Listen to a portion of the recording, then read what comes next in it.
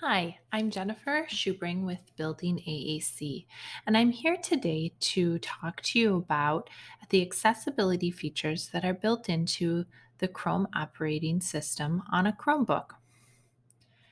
The easiest way to find the accessibility features is to go over to the launcher in the lower left corner and search for accessibility.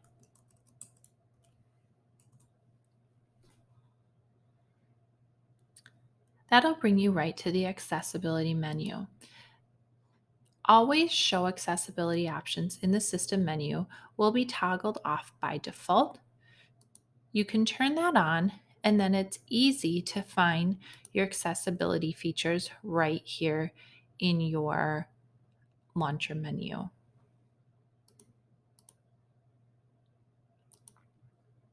And you can see which features you have turned on and off.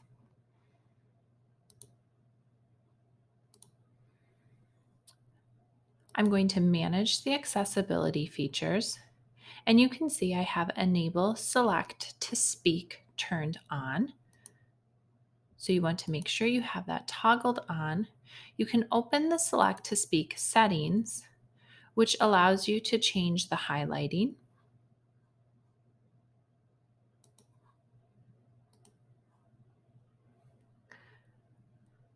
The other feature I'm going to demonstrate for you is Enable Dictation or Speak to Type.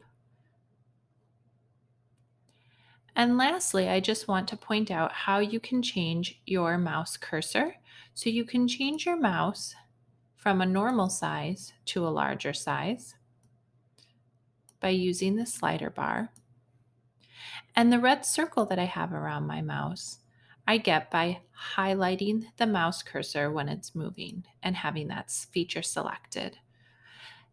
That feature will allow some of our individuals with low vision or some of our younger learners to keep track of where the mouse is on the screen much easier.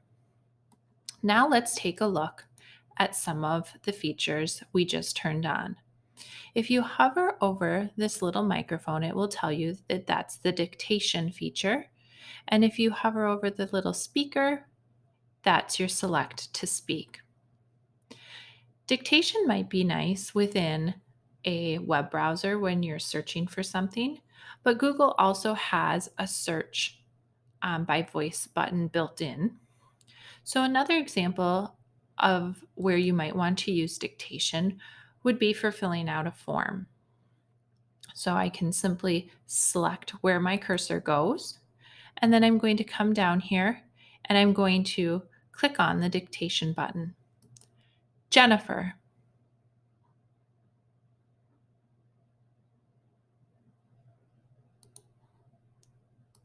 Sally,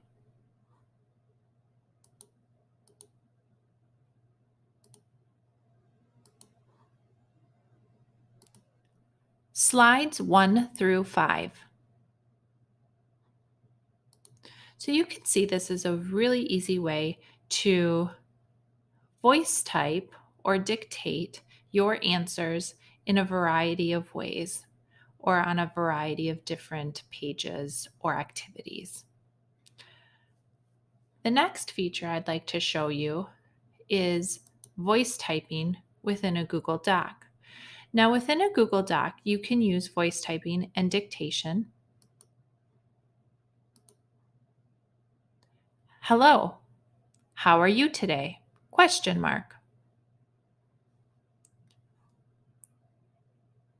To do that, I use the dictation feature. Now I'm going to show you that even if you don't have this dictation feature enabled, within Google Docs, you can go to your tools and turn on voice typing. I had it turned on, so now I need to go back, turned off. And this little microphone right over here allows you to also voice type within a Google Doc. My name is Jennifer Schubring, period. I am a speech language pathologist in the Green Bay Area Public School District, period. I also have my own private practice building, capitalize AAC, period. I am a speech language pathologist with an expertise in augmentative and alternative communication, period. I also provide assistive technology support in my school district, period. So you can see that by using the built-in voice typing within Google Docs, that can sometimes be an easier option. Now, you may have to go back and edit, such as the capital S in my last name, or even though I had it capitalized AAC, it still put that capitalized word in there. And I need to capitalize building. So there are some features where sometimes where it's not 100% accurate, but given some of the words that I gave it to dictate, that I dictated, such as pathologist, augmentative, alternative, there were some pretty big words in here. And all in all, I felt like it was very accurate. Now, I also want to show you that by clicking up here, you can also dictate in different languages using voice typing built in. And if you click down on this corner where the question mark is, it'll bring up the help menu and it will help you with some of the voice commands that you can use in by voice typing in Google Docs.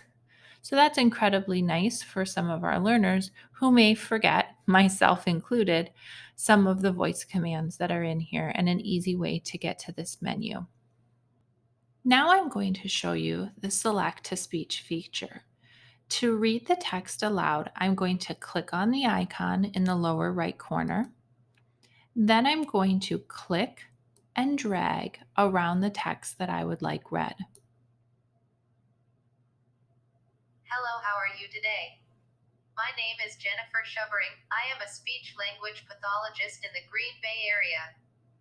Public School District. I also have my own private practice building AAC. I am a speech language pathologist with an expertise in augmentative and alternative communication. I also provide assistive technology support in my school district. So as you can see, it's not highly accurate with highlighting and it's a little clunky. But one really great feature is that the select to speak feature works very nice within a PDF if you're trying to read a PDF document. So I'm going to show you another option, which is Read and Write for Google. Read and Write for Google offers a few free features if you download the extension. You'll get the full extension for 60 days, but after that 60 days is up, just the free features will be enabled. One of those free features is speaking the selected text. My name is Jennifer Shubbering. I am a speech language pathologist in the Green Bay Area Public School District. I also have my own private practice building AAC. I am a speech language pathologist with an expertise in augmentative and alternative communication. I also provide assistive technology support in my school district. So as you can see, the Read and Write for Google is a little bit more accurate with the highlighting. But it does work similarly to the select to speak. And the select to speak works very nicely in PDFs and other documents that maybe aren't accessible within the Chrome browser, that where Read and Write for Google lives. So Read and Write for Google, at least the free version of it, only works within the Chrome browser, and you do not have the ability to read PDFs unless you have the paid version. I'm going to show you, I picked out a um, piece of literature from Project Gutenberg. And I'm just going to, again, demonstrate select to speak.